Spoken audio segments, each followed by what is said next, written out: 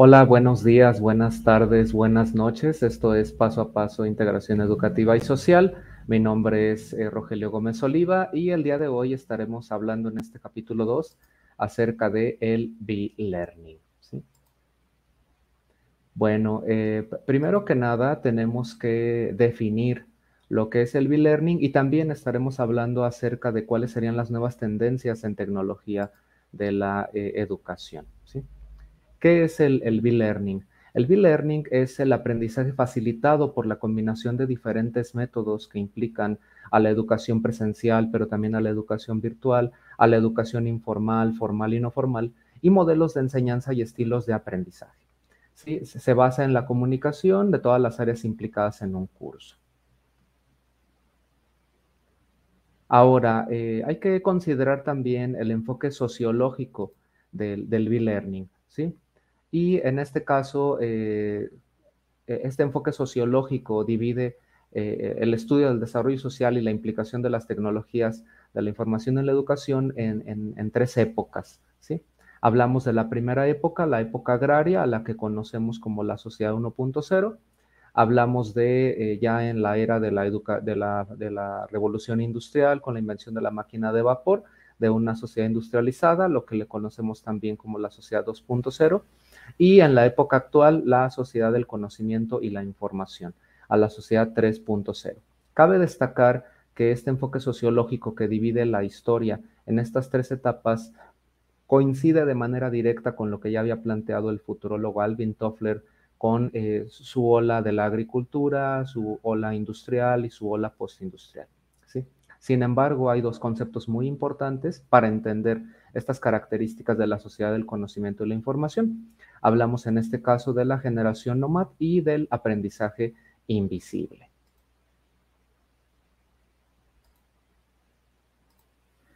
¿Qué vamos a entender por las generaciones nómadas? ¿Cuáles serían sus características? Son generaciones que pueden trabajar en cualquier tiempo y cualquier lugar. Recordando lo que planteamos en el capítulo 1 de este podcast, pues son en este caso personas que pueden tener un aprendizaje ubicuo. Es decir, recuerden que esto del aprendizaje ubicuo se fundamenta en el lema Anywhere, Anytime, Anyone, es decir, en cualquier lugar, cualquier persona y en cualquier tiempo se puede aprender. Por ende, bueno, incluso ante cualquier desafío podemos afrontarlo, ¿no? Estos son características que describe Moravec en el 2013.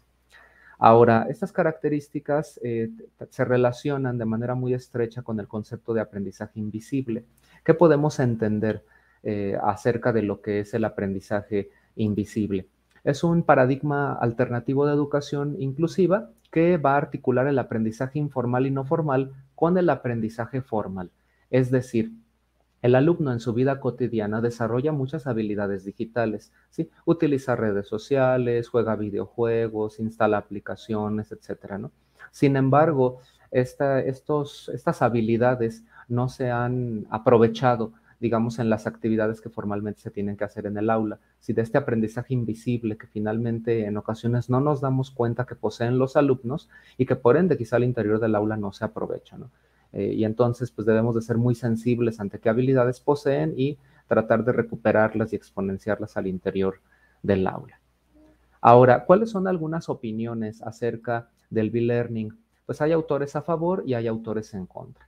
Los autores a favor mencionarían que el B-Learning va a combinar lo mejor de cada modalidad, recupera lo mejor de la educación no formal, pero también lo mejor de la educación formal, o lo mejor de la educación presencial, pero también lo mejor de la educación virtual. Sin embargo, hay autores que al contrario, sí, consideran que el B-Learning es un paso atrás al recuperar componentes de la educación presencial que pueden ser mucho más exitosos en la educación virtual.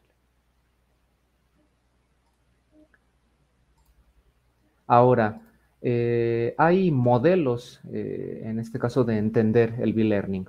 Sí, en particular aquí recupero el desarrollado por Garrison, Anderson y Archer en el 99, al cual lo bautizan como la comunidad de indagación. Y ellos consideran que esto del B-Learning se puede descomponer, se puede analizar en tres presencias: la presencia del docente, la presencia social y la presencia cognitiva. ¿De qué manera se va a manifestar la presencia del docente? Pues a través del diseño pedagógico, del diseño curricular, de los planes y de los programas. y a través de la práctica educativa, lo que sucede al interior del aula, que finalmente es mediado por el docente. También existe la presencia social, que en este caso pues, es la comunicación que se da a través de entornos virtuales, ¿sí? Este aprendizaje social incluso del que nos hablaba ya Bandura, por ejemplo, y que va a generar cohesión al interior del grupo, ¿no? A través del uso de redes sociales, mensajería por medio de la plataforma, trabajo colaborativo, en fin, se va a manifestar esta presencia social. Y bueno, pues nos queda ya la presencia cognitiva, que sería el resultado de un proceso de desarrollo de habilidades cognitivas que implican la exploración, la integración y la resolución de problemas, y el desarrollo de estos procesos pues genera un pensamiento crítico y un pensamiento reflexivo.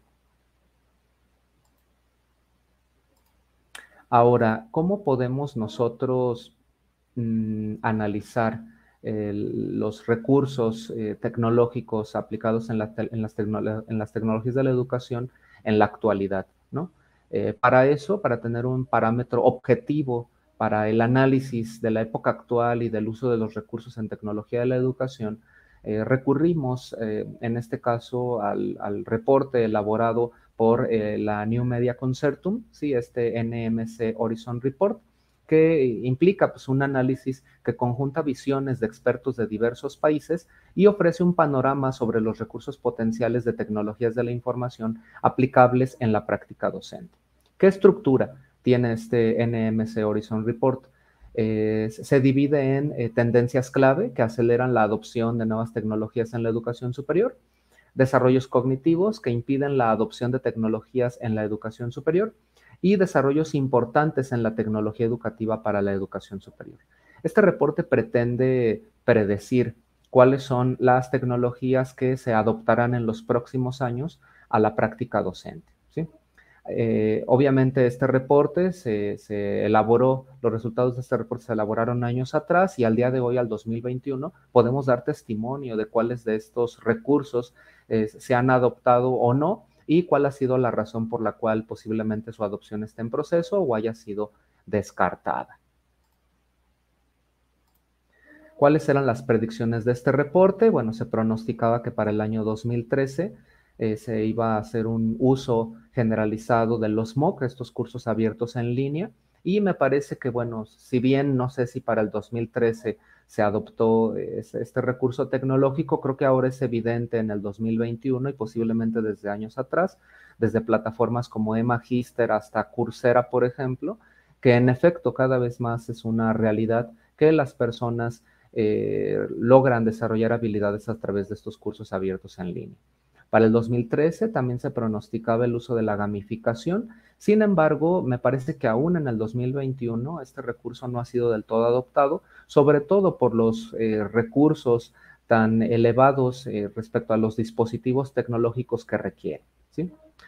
Para el 2014, la implementación del aula invertida, del Flightel Classroom, del cual ya hablábamos en nuestro capítulo 1, se pronosticaba que fuera adoptada y bueno, me parece que dependiendo de la región del globo terráqueo en la que estemos, pues esto puede ser una realidad o no. Sin embargo, en términos generales pareciera que es una modalidad de intervención que ya ha sido adoptada. Para el 2016, esto del buyout o el trae tu propio dispositivo, se pronosticaba que en efecto se iba a implementar más en las aulas. Me parece que ahora recientemente con esta contingencia sanitaria y esto de evitar los medios de propagación del coronavirus, pues cada vez más es más común que el alumno cheque sus tareas, conteste exámenes en línea, participe en este caso en dinámicas interactivas a través de plataformas como Kahoot, por ejemplo, y que por ende sea cada vez más común que los alumnos al interior del aula usen sus dispositivos. Para el 2019 se pronosticaba el auge del M-Learning o el aprendizaje móvil y el uso de aplicaciones, y me parece que en efecto, quizá incluso desde el 2019, quizá un poco antes o un poco después, a la fecha se ha implementado del todo. Tan es así que ha habido una evolución de los recursos tecnológicos que tradicionalmente utilizaban los alumnos y ha habido un cambio, ¿no? Cada vez es menos común que el alumno utilice una computadora de escritorio para realizar sus tareas, comunicarse a sus videoconferencias, etcétera, y esto ha migrado al uso de las tablets y los celulares, ¿sí? Y por último, para el 2019 se pronosticaba el uso de la realidad aumentada, ¿sí? En este caso, pues a través de estos visores que utilizan, por ejemplo, cámaras de 360 grados de los celulares para tener pues una experiencia mucho más cercana a la realidad. Estos códigos QR que crean modelos en 3 dimensiones acerca de la célula, acerca del sistema nervioso, etcétera, que se pueden escanear con dispositivos como por ejemplo Tommy, ¿no? Es este cañón que tiene funciones de pizarrón digital, etcétera, ¿no? Y que pues en ese sentido utiliza estos recursos de realidad aumentada, ¿no? Me parece que pues este es un recurso tecnológico que está en proceso de adopción, ¿sí?